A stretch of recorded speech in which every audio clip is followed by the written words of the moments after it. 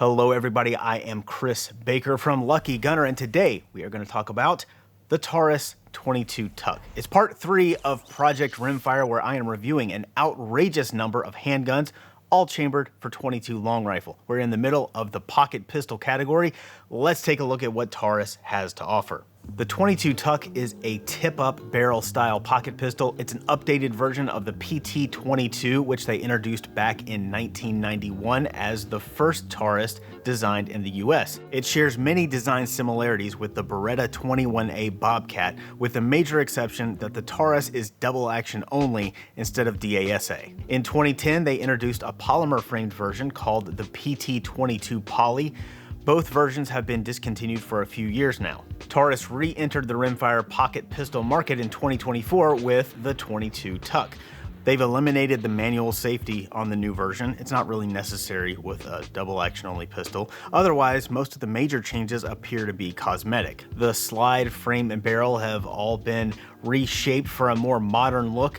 Maybe not everybody's cup of tea, but I kind of like it. Sort of has a space gun vibe going. The magazines have a 9-round capacity plus one in the chamber for a total of 10. To load the chamber, you press forward on this lever and the barrel pops up. Place your round in the chamber, close it, and you're ready to go.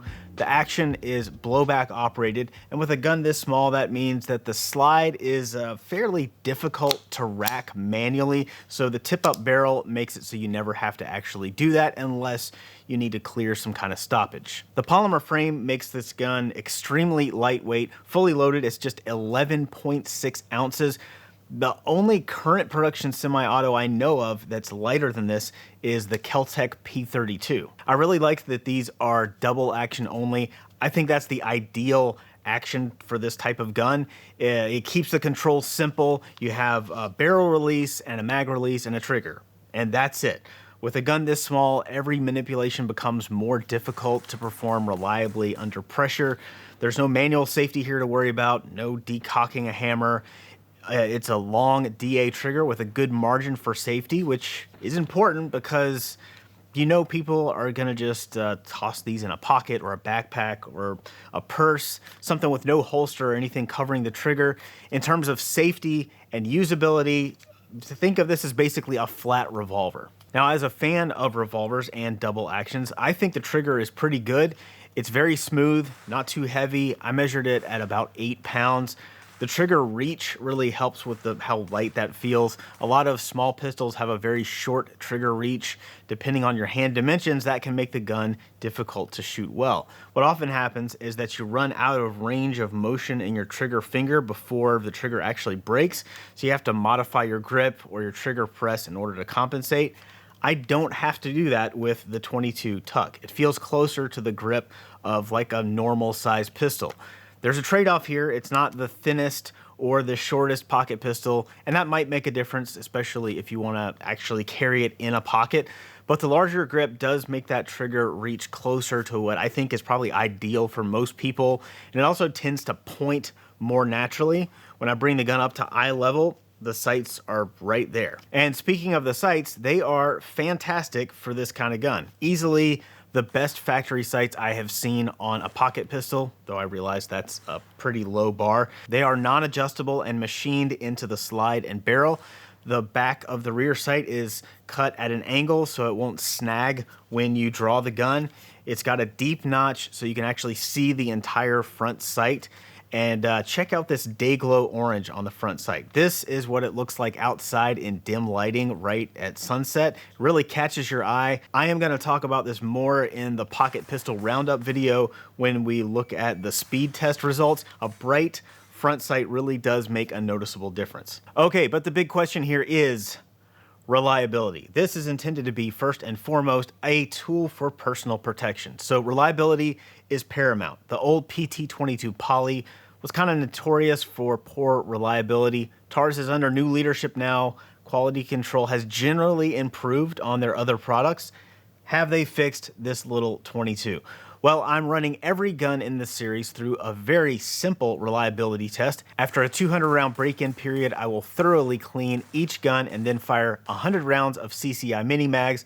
then I'll clean it again and fire 100 rounds of CCI standard velocity. The 22TUC had 3 stoppages with the mini mags and 2 with the standard velocity. 3 of those 5 total stoppages were failures to fire, and all 3 of those rounds did fire with a second trigger pull. But we're still looking at a 3% failure rate, which is not what we want in a defensive pistol. The owner's manual has a list of 6 specific recommended loads for the 22TUC. The CCI standard velocity load is on that list, but mini mags are not.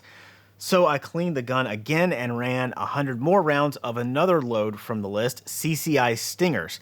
I got a failure to eject and 3 failures to fire. Just like we saw with the Beretta 20X last time, this gun gets dirty really quickly. There's a lot of buildup of debris on the feed ramp and the face of the slide.